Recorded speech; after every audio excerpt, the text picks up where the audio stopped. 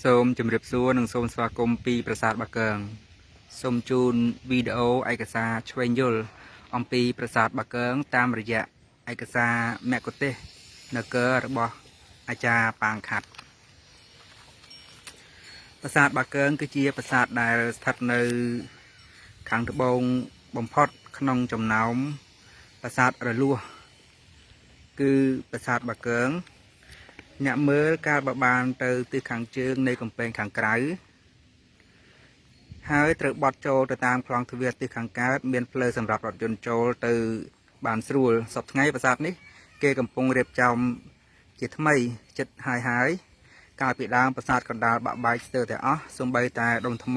ប្រកបដោយក្បាច់រចនាល្អវិចិត្រក៏វិនិច្ឆ័យបាត់បង់ទៅដោយអន្លើមួយចំនួន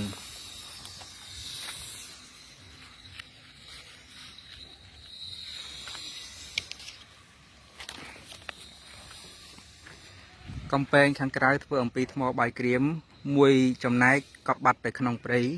មួយចំណែកទៀតបាក់បែកខូចអស់មានបណ្ដោយ850ម៉ែត្រទទឹង650ម៉ែត្រកំពែងទី2មានបណ្ដោយ350ម៉ែត្រទទឹង330ម៉ែត្រមានប្រាសាទតូចៗជាច្រើនដែលបែកបាក់ខូចអស់ក្នុងកំពែងនេះមាននៅសល់ខ្លះគេអាចមើលឃើញក្បាច់រចនាយ៉ាងល្អឆើត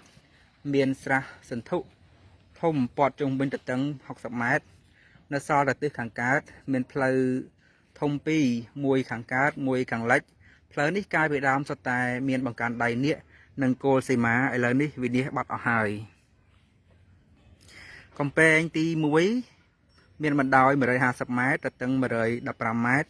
មានប្រាសាទជាច្រើននៅព័ទ្ធជុំវិញប្រាសាទធំប្រាសាទធំកណ្ដាលនេះស្រោបដោយដុំថ្មប្រផេះគ្រឹះក្រោមទំហំ60ម៉ែត្រ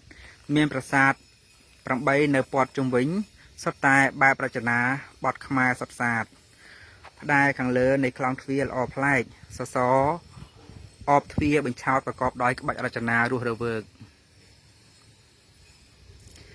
ទ្វារបាល់និងក្បាលយក្សមុខសម្បើមឆ្លាក់ភ្ជាប់ទៅនឹងប្រអប់ទ្វារបញ្ឆោតដោយប្រាសាទព្រះគោនិងលលៃដែរសម្ដែងឲ្យឃើញស្នាដៃដ៏ឆ្លៀវឆ្លាតនឹងការប៉ិនប្រសប់នៃវិស្វករក្នុងសម័យនោះនៅទិសខាងកើតមានប្រាសាទជាច្រើននិងរោងទងខាត់ខ្វែងធ្វើពីថ្មបាយក្រៀមឬថ្មប្រផេះប៉ុន្តែប្រាសាទអស់នេះបាក់បែកស្ទើរនឹងអស់ហើយមានរូបព្រះឥសូរមួយនៅប្រាសាទទិសឦសានរាងស័ក្តិសមល្អណាស់ដៃ4ពោះធំកំប៉ោងបន្តិចឃើញមានដៃអោបពីខាងក្រោយរូបនាងឱម៉ានិងនាងគង្គាក៏ល្អណាស់ដែរមើលហើយគួរឲ្យចាប់ចិត្តរូបនេះប្រហែលជាចម្លងតាមបែបស្រុកជ្វាខាងក្រៅនៃកំពែងខាងក្នុងមានវត្តមួយដែលគេនឹងនឹកឆ្នៃមិនខុសថាការកសាងវត្តនេះនាំឲ្យខូចខាតបុរាណវត្ថុជាច្រើនហើយបណ្ដាជនទាំងពួងមិនត្រូវយកតម្រាប់ឡើយ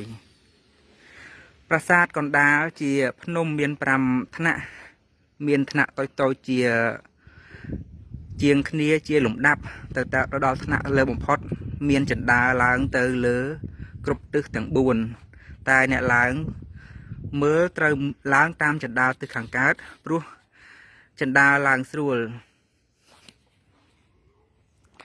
តាមផ្លូវជើងចូលទៅតាំងពីគោបរៈខាងកើតគេនឹងប្រទះឃើញរូបគោទ្វារបាល់រាងទឿក្រអាញទាំងប្រាសាទនៅអមសងខាងក៏មានសន្តានក្រអាញដូចគ្នាតាមកម្មចន្ទាឡើងទៅលើគ្រប់ទាំង4ថ្នាក់គេមើលឃើញទ្វារបាល់បែបស្នាដៃមិនទាន់ចំណានឆ្លាក់ភ្ជាប់នឹងដុំថ្មក្បែរចន្ទាឡើងនៅជ្រុងអនុទិសមានរូបដំរីនៅជ្រុងទិសទ្វារធំមានសីហៈនៅថ្នាក់ទី3មានប្រាសាទ12ព័ទ្ធជុំវិញនៅភ្ជាប់នឹងជញ្ជាំងថ្នាក់នីមួយៗសុទ្ធតែមានរូបចម្លាក់រឿងសាសនាព្រាហ្មណ៍តែរូបនេះរលុបស្ទើរនឹងអស់ហើយនៅថ្នាក់លើបំផុតជាទីប្រតិស្ថាននៃប្រាសាទកណ្ដាលប្រាសាទនេះមានជណ្ដើរឡើងទៅកាន់ទិស ទាំង4បានមានស្ត្រីអប្សរជាទ្វារបាលនៅចំទ្វារទិសដោយប្រាសាទបាខែងនៅហោជាងទ្វារខាងជើងមានរូបចម្លាក់កាលរៀបថ្លែងសកើតជានាគរំពាត់ប្រលាក់មានស្វា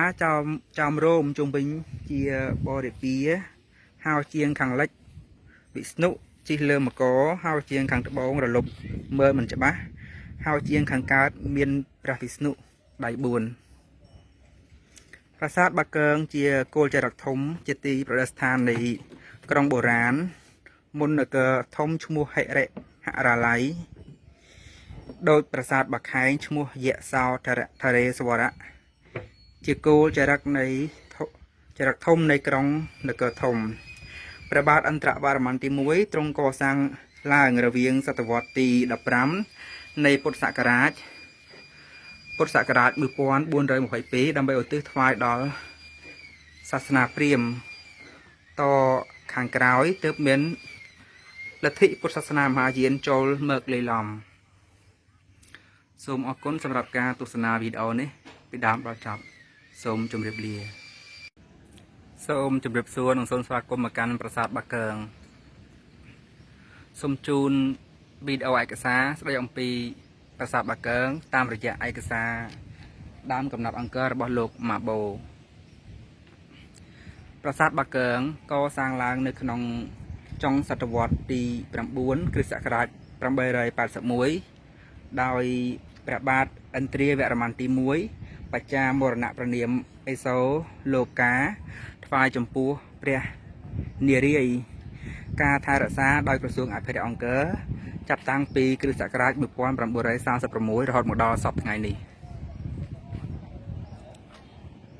ប្រាសាទបាគងស្ថិតនៅតាមផ្លូវជើងមួយប្រកបដោយដីខ្សាច់ចម្ងាយ1500ម៉ែត្រពីផ្លូវលេខ1នៅត្រង់ផ្លូវខ្វែងដែលមានសញ្ញាចម្ងាយ13គីឡូម៉ែត្រពីសៀមរាបក្រុងតាមផ្លូវសៀមរាបភ្នំពេញផ្លូវនេះតម្រង់ទៅជ្រុងប្រាសាទធំទិសដរមើលពីចំហៀងនៅទិសឦសានមានជញ្ជាំងកំពែងទី2អមជុំវិញដោយរហូតដល់ចុងទិសខាងកើតនៅមុខគោបរៈទី2ប្រាសាទបាគងមានរាងជាសាជីស្ថិតនៅកំពែងជាន់ទី3គឺប្រាសាទភ្នំមានទ្រង់ទ្រាយប្រហែលគ្នានឹងប្រាសាទអកយំ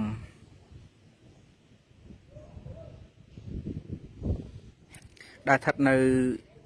ទិសនិរតីនៃក្រុងសៀមរាបហើយនឹងប្រាសាទរោងចិននៅលើភ្នំគូលែនប្រាសាទនេះជាប្រាសាទកណ្ដាលនៃក្រុងមួយឈ្មោះហរិហរាល័យសាងឡើងថ្វាយចំពោះព្រះអាទិទេពនៅប្រាសាទនេះគេឃើញមានគារវរូបមួយជាតំណាងផ្ទៃទន្លេសាបដែលនៅជិតរាជធានីខ្មែរប្រាសាទនេះចាប់ផ្ដើមកសាងឡើងនៅក្នុងរជ្ជកាលព្រះបាទជ័យវរ្ម័នទី2ក្រោយពេលដែលព្រះអង្គទ្រង់យាងចាកចេញពីភ្នំគូលែនប្រាសាទទាំងឡាយនៅអង្គរសុទ្ធសឹងតែមានទីលានសាងឡើងជាថ្នាក់បន្តលើគ្នាប្រាសាទនេះគេអាចប្រៀបធៀបទៅនឹងភ្នំព្រះសុមេរុដែលជាភ្នំនៅកណ្ដាលទ្វីបព្រោះសាងឡើងមាន5ថ្នាក់ព្រមទាំងមានរូបនាគគ្រុឌឆ្នាំទ្វារនិងយក្សនៅគ្រប់មុខប្រាសាទទាំង4ទិសតាំងពីថ្នាក់ក្រោមរហូតដល់ថ្នាក់លើប្រាសាទនេះស្អាតល្អសមណាស់មានទីលានយ៉ាងល្អព្រមទាំងមានលម្អដោយរូបអរិយអ្នកតានិងរូបស្ត្រីជាដើមសុទ្ធសឹងជារូបដែលគេធ្វើសក្ការៈបូជារាល់ថ្ងៃដើម្បីសេចក្តីសុខចម្រើនព្រមទាំងមានរូបសង្ឃរាជមួយអង្គដែលគេតែងតែគោរពបូជាមួយឆ្នាំម្ដងជារៀងរាល់ឆ្នាំគឺសុទ្ធសឹងជាទស្សនៈមួយថ្លៃថ្លាដែលបង្ហាញឲ្យឃើញនៅភាពស្រឡះហើយនឹងមានលម្អដោយរូបមនុស្សដាក់ហោហែតាមជណ្ដើរប្រៀបបានទៅនឹងជណ្ដើរមួយនៅឋានសួគ៌ជាកសិនស័ក្តិសិទ្ធិមួយបង្ហាញអំពីក្រឹតវិន័យនៅបូព៌ាទិសបាគងជាប្រាសាទមួយមុនគេសាងឡើងអំពីថ្មភក់ប្រកបដោយនិមាបនកម្មយ៉ាងប្រសើរដោយព្រះបាទ ឥន្ទ្រាវរ្ម័នដែលទ្រង់បានឲ្យឈ្មោះថាប្រាសាទថ្មនៃអេសាសិលាចារឹកមួយរកឃើញដោយលោកទ្រូវេកាលពីគ្រិស្តសករាជ1935មានឆ្លាក់ជាអក្សរយ៉ាងល្អរៀបរាប់អំពីការបួងសួងនិងការរំលឹកអំពីកិត្តិស័ព្ទនៃព្រះបាទឥន្ទ្រាវរ្ម័នដែលទ្រង់បានកសាងកាលពីគ្រិស្តសករាជ881នៅរូបសេវលឹងស្រីឥន្ទ្រាសូរហើយនឹងអំពីការកសាងរូបព្រះនារី8យ៉ាងសំរុំទៅតាមទ្រង់ទ្រាយនៃប្រាសាទទាំង8នៅជុំវិញផ្នែកខាងក្រោមនៅខាងលើបទដ្ឋានមានជណ្ដើរនៅគ្រប់អ័ក្សប្រាសាទនេះមានរូបសំណាក់ជាច្រើនសាងឡើងក្នុងប្រាង្គថ្មព្រមទាំងមានគារវរូបជាច្រើនរូបសំណាក់ខ្លះមានភាពតាក់ទងទៅនឹងរូបមនុស្សស្លាប់មិនតែប៉ុណ្ណោះមានរៀបរាប់អំពីការកសាងបឹងមួយនៅប្រាសាទលលៃមានឈ្មោះថាឥន្ទ្រាតតកៈសូមអរគុណសម្រាប់ការទស្សនាវីដេអូនេះពីដើមដល់ចប់សូមជម្រាបលា